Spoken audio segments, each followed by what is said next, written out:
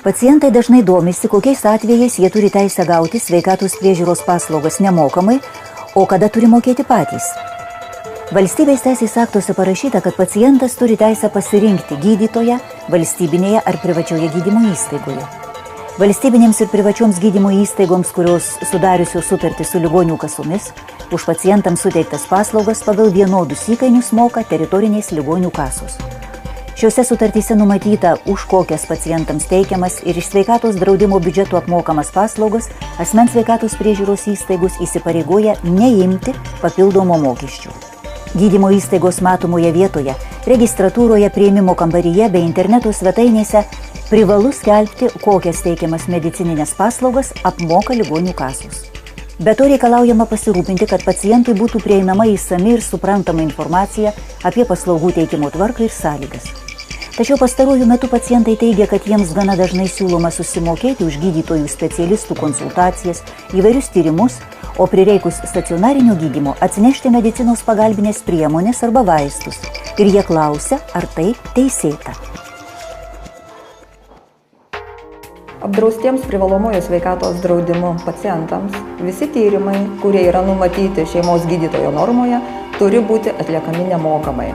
Taigi šeimos gydytojas, esant reikalui, turi atlikti nemokamai bendrą šlapimo, kraujo, kalio, natrio, cholesterolio, kai kuriuos kitus tyrimus, taip pat užrašyti kardiogramą. Jeigu paciento būklė yra sunkesnė, jeigu reikalingi sudėtingesni tyrimai, toks pacientas siunčiamas gydytojo specialisto konsultacijai. Gydytojo specialisto konsultacijos metu skiriamų tyrimų išlaidos yra įskaičiuotos į konsultacijos kainą, kurią apmoka ligonių kasa privalomojo sveikatos draudimo fondo lėšomis. Taigi, tie tyrimai, kurie yra paskirti per konsultaciją, pacientams turi būti atliekami nemokamai. Atliekant kompiuterinės ar magnetinio rezonanso tomografijos tyrimus, pacientams gali tekti mokėti, jei jie nori įsigyti ir nuotraukas. Nemažai klausimų kyla dėl priemokų mokėjimo gydantis ligoninėje.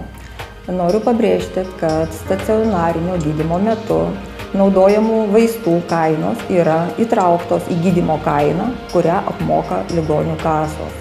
Jei gydantis gydytojas pasiūlo naudoti brangesnius, geresnius vaistus, o pacientas sutinka tuos vaistus naudoti, tokiu atveju pacientas turi mokėti tik kainų skirtumą tarp įprasto gydymo ir gydytojo pasiūlyto varianto. Dažnai pasitaiko atvejų, kai gydytojai rekomenduoja patiems pacientams įsigyti vaistus, įvairius medikamentus operacijai, taip pat įvairius medicinos priemonių rinkinius. Būkite budrus, tokie atvejai yra neteisėti. Svarbu žinoti, kad visais atvejais, jeigu jums siūlo už kažką mokėti, gydymo įstaigos darbuotojai turi jums paaiškinti, kaip jūs tą paslaugą galite gauti nemokamai.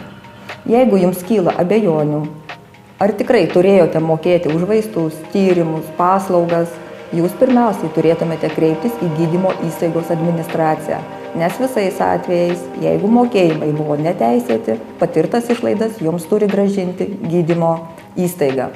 Jeigu gydymo įstaigos atsakymai jūsų netenkina, kreipkitės į teritorinę ligonių kasą.